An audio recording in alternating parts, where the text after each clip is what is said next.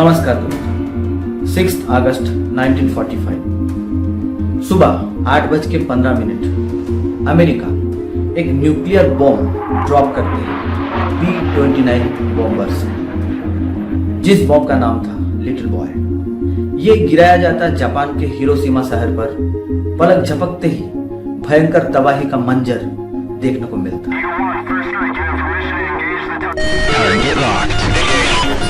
August 9, 1945, a United States Army Air Force B-29 dropped a 10,000-pound plutonium bomb. Never sat on a bomber in this long over Germany and blasted up.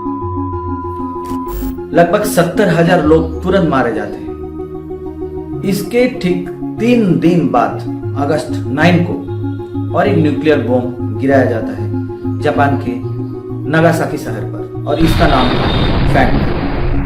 अब इसका immediate effect पहले वाला जो bomb था little boy से और ज्यादा भयंकर था। आगे चलकर इसका लॉन्ग टर्म इफेक्ट भी कई साल तक चलने वाला था, जो कि और भी ज्यादा भयंकर। दुनिया आज तक किसी भी बॉम्ब से इतना तबाही का मंजर नहीं देखा था। चलिए आज जानते हैं कि न्यूक्लियर बॉम्ब किसने बनाए और ये इतना खतरनाक क्यों है, और ये बॉम्ब कैसे काम करते हैं।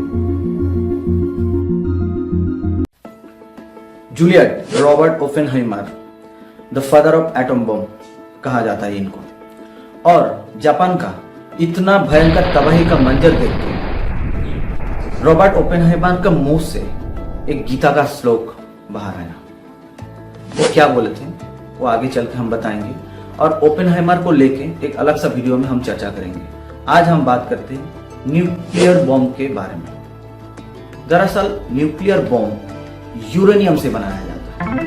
ये जो यूरेनियम है ये बहुत ज्यादा हाईली एक्सप्लोसिव और बहुत ज्यादा रेडियो एक्टिव मटेरियल है, और ये यूरेनियम इतने ज्यादा खतरनाक है कि ये आसान भाषा में 1 किलो यूरेनियम के बराबर 27 लाख किलो कोयला होता है। धरती में जो नेचुरल यूरेनियम पाए जाते हैं वो उतना फिजनेबल नहीं है। मतलब न्यूक्लियर बॉम्ब को सही तरह से काम करने के लिए उसके अंदर एक चेन रिएक्शन का जरूरत है, पर नेचुरली जो U-238 पाए जाते हैं वो ज्यादा फिजनेबल नहीं होता है और वो चेन रिएक्शन को सस्टेन नहीं कर पाते। तो साइंटिस्ट लोग ढूंढे, उसके अंदर और एक एलिमेंट्स होते हैं जो U-235 होता है, और ये ज्यादा फिसाइल होता है और न्यूक्लियर चेन रिएक्शन को सस्टेन रखने के लिए मदद करता है। 1940 में और एक खतरनाक एलिमेंट्स इसमें से पाए जाते हैं जिसका नाम है प्लूटोनियम। अभी प्लूटोनियम पाए जाने के लिए यूरेनियम के अंदर एक हाइड्रोजन का आइसोटोप बॉम्बार्ड किया जाता है, जो कि बाद में प्लूटोनियम Pu-239 प्रोड्यूस करता है। अभी U-238 से U-235 निकाले कैसे? बहुत सारे प्रोसेस अप्लाई किए, उसमें से 2 प्रोसेस कारागिर साबित होता है। पहला इलेक्ट्रोमैग्नेटिक सेपरेशन। इसमें क्या किया जाता है, एक बड़ा सा स्ट्रॉन्ग मैग्नेट यूज किया जाता है जो कि U-238 से U-235 को सेपरेट करेगा। और दूसरा प्रोसेस है गैसेस डिफ्यूजन। इसमें क्या होता है, यूरेनियम हेक्साक्लोराइड गैस को एक गैस पोरस मेम्ब्रेन के अंदर से पास किया जाता है। इसमें U-238 का जो मॉलिक्यूल है वो ज्यादा हैवी है, तो वो मेम्ब्रेन से पास नहीं होता है, पर U-235 के जो मॉलिक्यूल है वो थोड़ा हल्का है तो पास हो जाता है, और ऐसे U-238 से U-235 को सेपरेट किया जाता है। अभी ये U-235 काम कैसे करता है और ये चेन रिएक्शन कैसे होता है? दरअसल U-235 में एक न्यूट्रॉन हिट किया जाता है, तो न्यूट्रॉन U-235 के एटम से हिट होने के तुरंत उस एटम विभाजित हो जाता है 2 एलिमेंट्स, एक क्रिप्टॉन 92 और दूसरा बेरियम 141, और साथ में 3 न्यूट्रॉन रिलीज करते हैं और जबरदस्त एनर्जी भी रिलीज करते हैं।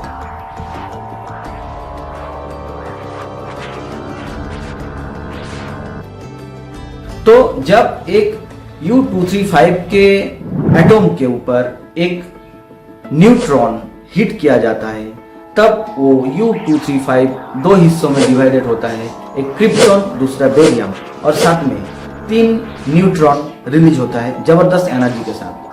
वो रिलीज हुआ 3 न्यूट्रॉन आगे चल के U-235 का और 3 एटम के साथ टकराता है, हिट होता है, और वहां पे भी वैसे ही होता है कि वो दो हिस्सों में बट जाता है, एक क्रिप्टॉन और दूसरा बेरियम, और ये क्रिप्टॉन और बेरियम बहुत ही ज्यादा रेडियो एक्टिव मटेरियल है। साथ में 3 करके न्यूट्रॉन रिलीज होता है और बहुत सारा एनर्जी भी प्रोड्यूस करता है। और ऐसे करते करते 3 से 6, 6 से 9, ऐसे करते करते चेन रिएक्शन चलते रहते हैं बॉम्ब के अंदर, और ये चेन रिएक्शन को बोलते हैं नाभिकीय विखंडन प्रोसेस। तो ये प्रोसेस जब तक ना पूरा होता है तब तक वो एक मेटल बॉडी के अंदर प्रोसेस को कंटिन्यू रखते हैं। प्रोसेस कंप्लीट होने के बाद इतना हीट, इतना एनर्जी प्रोड्यूस करता है कि वो मेटल का बॉडी पिघला के एक भयंकर ब्लास्ट होता है, और जिसका एक खतरनाक इफेक्ट पड़ता है। न्यूक्लियर चेन रिएक्शन के वजह से इतना बड़ा खतरनाक धमाका होता है, पर ये चेन रिएक्शन कंडक्ट करने के लिए बहुत सारे प्रोसेस अप्लाई किया जाता है, बहुत सारे बॉम्ब।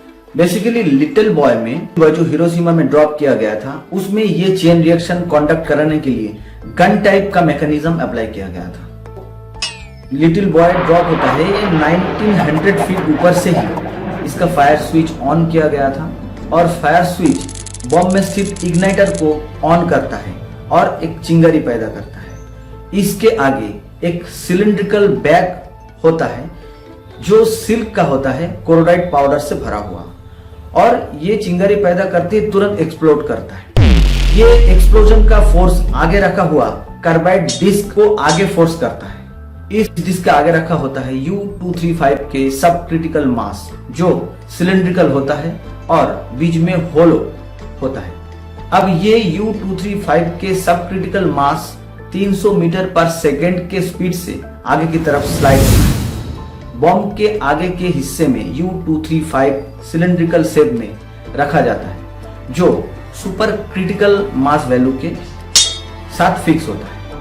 जैसे ही पीछे से U-235 का होलो सिलेंडर आगे रखा U-235 का सिलिंड्रिकल शेप में फिट होता है, एक क्रिटिकल वैल्यू अचीव करता है, जो एक सुपर क्रिटिकल और एक सब क्रिटिकल मास मिलके क्रिटिकल वैल्यू के एनरिच्ड यूरेनियम 235 के क्रिटिकल वैल्यू अचीव होने के बाद बॉम्ब के आगे के हिस्से में लगा हुआ इनिशिएटर से इसमें न्यूट्रॉन इंजेक्ट किया जाता है। जब ही न्यूट्रॉन इंजेक्ट होता है तुरंत न्यूक्लियर फिजन प्रोसेस स्टार्ट होता है, और ये इतने खतरनाक स्पीड से होता है कि लाइट के स्पीड के 30% स्पीड से ये होते रहते हैं। और जब तक ये प्रोसेस कंप्लीट ना हो तो एक स्ट्रॉन्ग मेटल बॉडी के अंदर ये यूरेनियम होल्ड रहता है। जब ये प्रोसेस कंप्लीट हो जाता है तब ये मेटल का बॉडी पिघला के भयंकर ब्लास्ट होता है, और इस ब्लास्ट से 1200 फीट डायमीटर के एक फायर बॉल क्रिएट होता है, जो कि ऊपर 6000 फीट तक फैलता है और एक मशरूम क्लाउड्स जैसा बनता है। और उसी टाइम इस जगह का जो टेम्परेचर रहता है वो 6000 डिग्री सेंटीग्रेड, जो कि सूर्य की सरफेस के टेम्परेचर के बराबर। और इसी दौरान इसके नजदीक रहते हुए लोग भाप की तरह उड़ जाते हैं और बहुत ही खतरनाक एक इफेक्ट पैदा करते हैं, जो कि एक शॉक वेव के द्वारा आजू बाजू के पूरा बिल्डिंग तबाह हो जाते हैं। उसके बाद निकलते हैं इसका रेडिएशन, और ये भी बहुत खतरनाक रूप से आगे बढ़ते रहते हैं।